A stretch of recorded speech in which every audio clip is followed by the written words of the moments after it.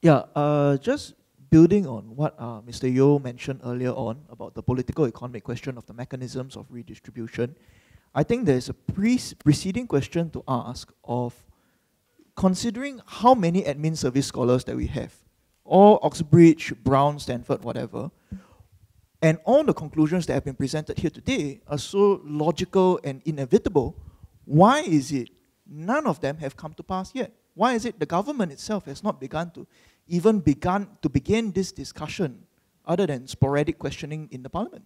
Thank you. Sean, thank you. Okay, I'll answer the second question, which is why these ideas that seem so rational and logical and empirically sound have not been taken on.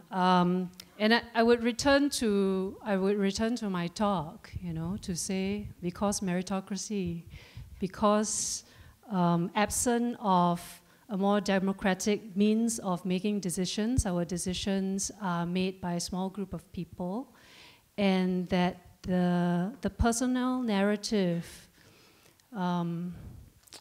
that many decision makers, I think, are invested in prevents, I think, asking of certain kinds of questions or the diagnosis of problems in certain ways.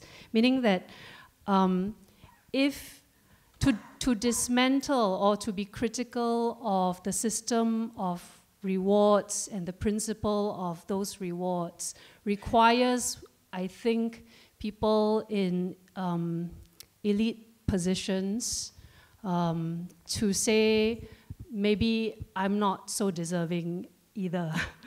Yeah. And I think that's not an easy, or that's not a natural thing to do. That's not a natural thing to do, yeah. So I think that the problems that I'm seeing for the low income in schools that they're facing, they can't be solved by addressing them. They can't be solved by getting them to level up because the people at the top are running continually. So they can move up, but then if people keep moving forward, there's no point. You will never catch up.